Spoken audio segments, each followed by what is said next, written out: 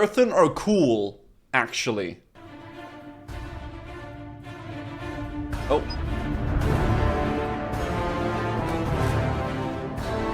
Okay. Oh, shoot. The lore of the Earthen. Okay.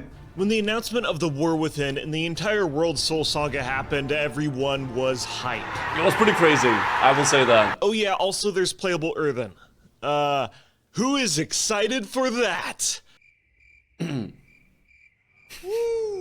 this is like another dwarf. Like, we're scared. I'll be honest, I wasn't excited either. Yeah. But as I've played the expansion, I've realized that the world building surrounding the Earthen is actually pretty cool, with a few caveats I'll get into later in the video. But for now, let's delve right into their story.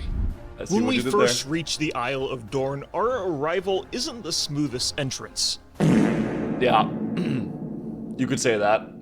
And as we crash land on the continent and fight for our survival, we are introduced to the Storm Ward, the leader of the Earthen's military might. To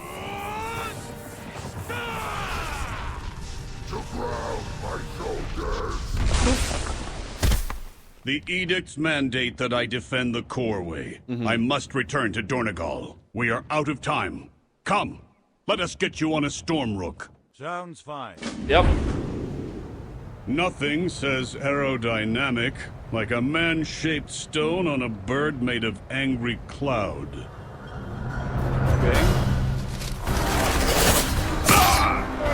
The Coreway. I have failed in my Oathsworn duty. But wait, what is the Coreway? Yeah. How did the Earthen get here? Yeah. What are the Earthen? I think they're like an AI, right? From what I understand, because, yeah. Let's go back in time a bit and figure that all out. Or like a machine The or background something? of the Earthen starts like any other Titan-forged race. They are robotic servants made by the Titan Keepers to establish order on Azeroth. Okay. These Earthen were sent to Gar to construct and protect something called the Coreway. This is a long network of tunnels that delve deep into Azeroth's core.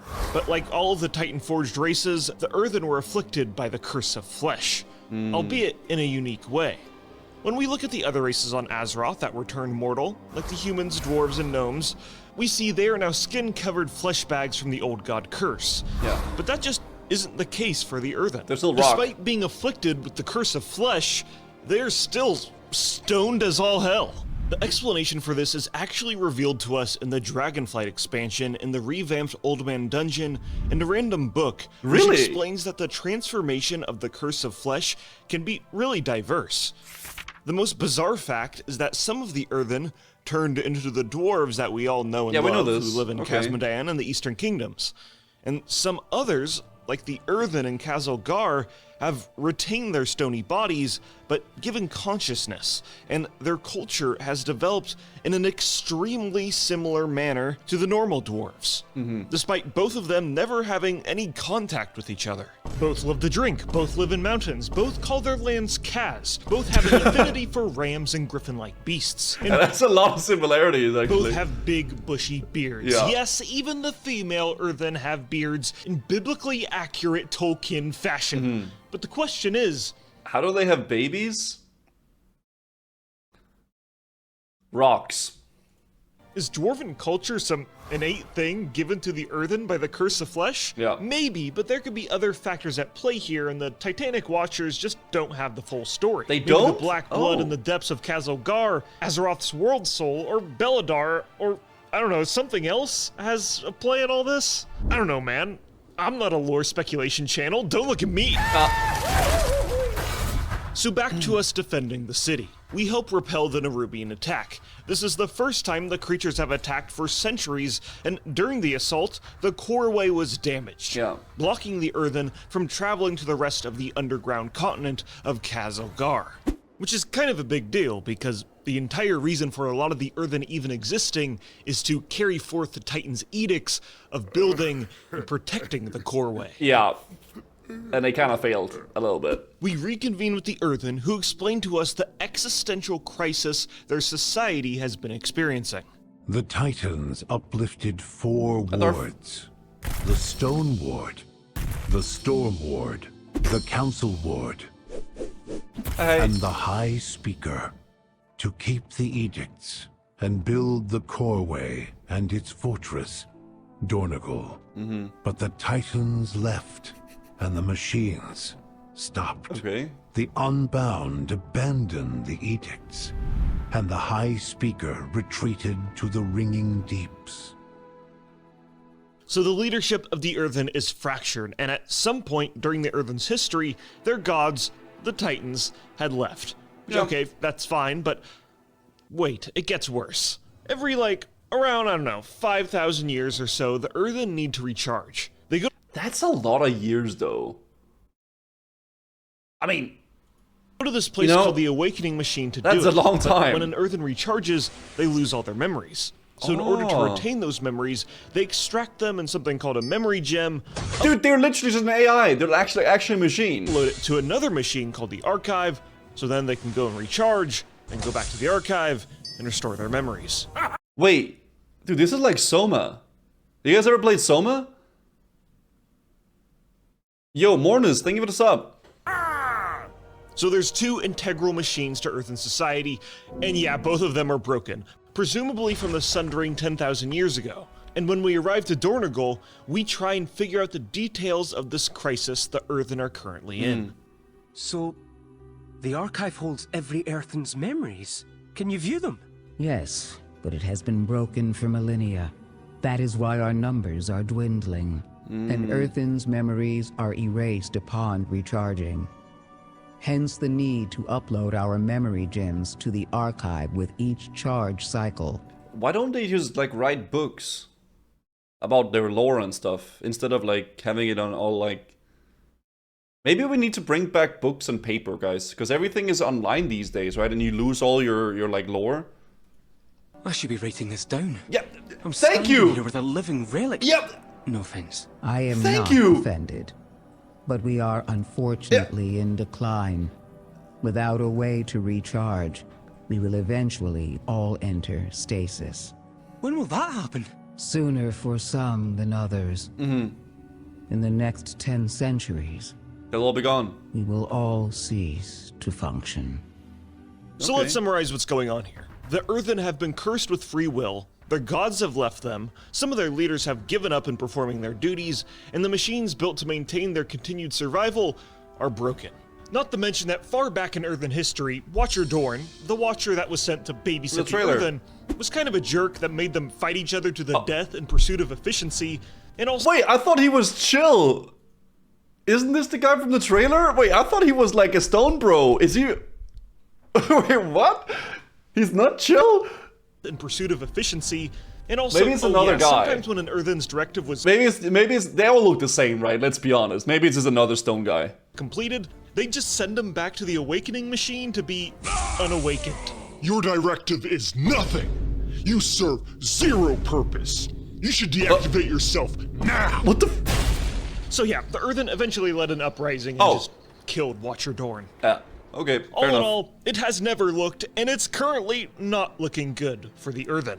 But despite all of this, the Oathsworn Earthen are continuing their directives given to them by their gods. But let me ask you this. If you were an Earthen who is cursed with free will, would you keep doing your mindless directives for gods who have seemingly abandoned you? Yes.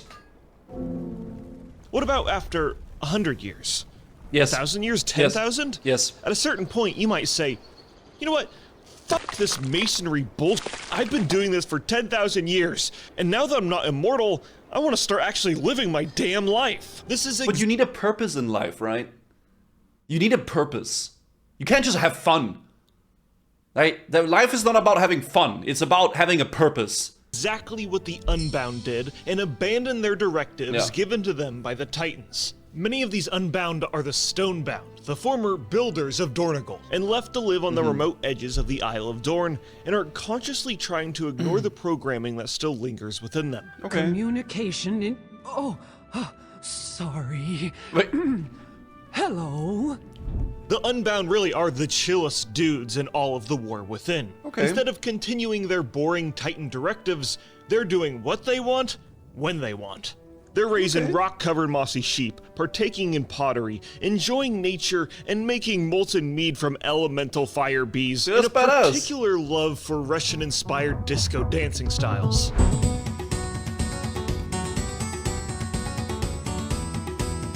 Goddamn. Oathsworn and the Unbound are very broad categorizations of Earthen, but there are many smaller designated groups of Earthen too. Yeah. Like the Artisans, Peacekeepers, Stormriders, Freysworn, the Archivists, but arguably the most important are the Machine Speakers.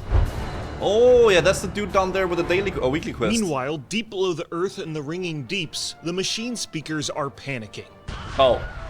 The Speakers' edicts are to generate energy, harvest material, and most importantly, maintain the Titan machines. Yeah, so they're the real cogwheels. They are the ones with purpose. Meaning that all of Earthen's society is relying on them to find a solution to fix the Archive and the Awakening Machine. Okay. And so far, they haven't been successful. Oh. They've made sure it was plugged in, turned it on and off multiple times, they've updated their drives, they've looked for a solution on a Reddit thread from 8 years ago, and sent a help ticket to the Titans, and by Norgon's nipple hair, we need to find a solution to this before it's too late. Desperate times call for desperate measures, and the arrogant High Speaker has begun to meddle with dark influences to restore the machines and secure a powerful yet corrupted future for the Earthen. So players have to work with the Oathsworn and the Unbound and the Machine Speakers and reunite Earthen society, repair the Coreway, and figure out a solution to fixing their machines before it's too late. Okay. Spoilers here, but of course, yes, we reactivate the Awakening Machine, meaning that all the Earthen can recharge and also pull new ones out of stasis. Hey, and by the end of the main questline, Earthen society is reunited with a perspective shift of everyone doing the directives that they want to do. And they're all just called the Unbound Earthen now. Yeah.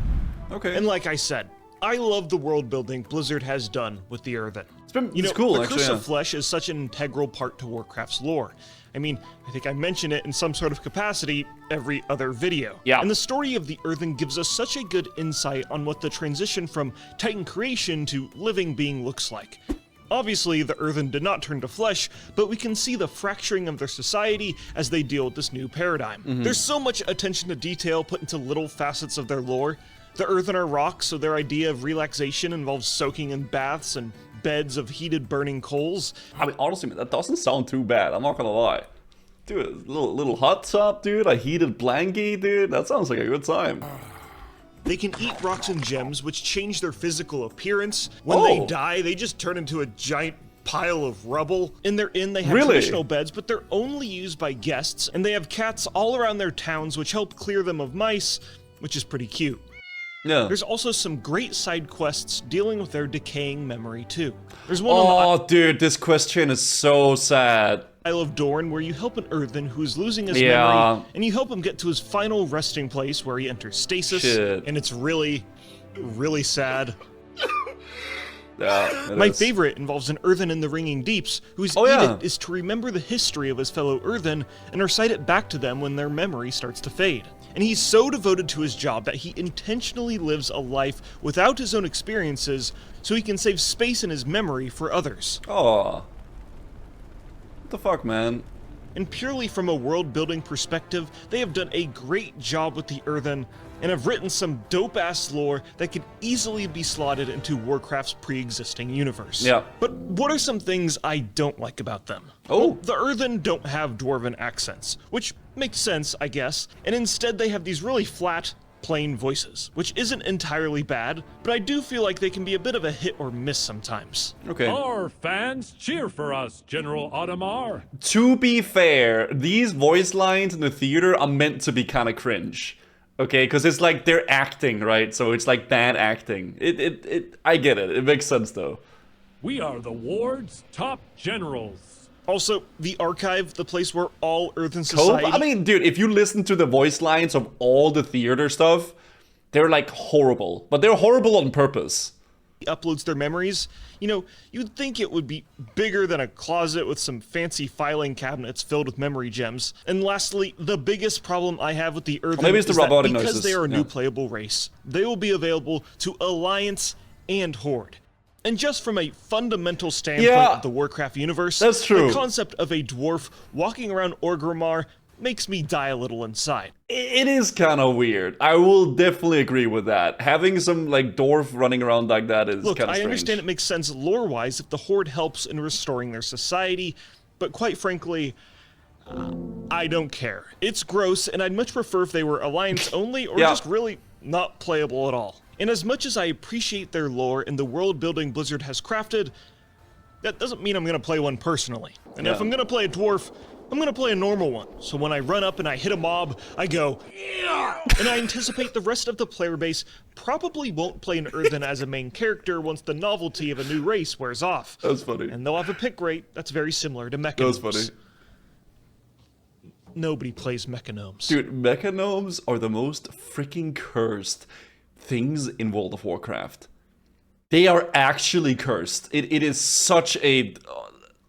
Bro, it's bad. Nobody plays Mechanomes.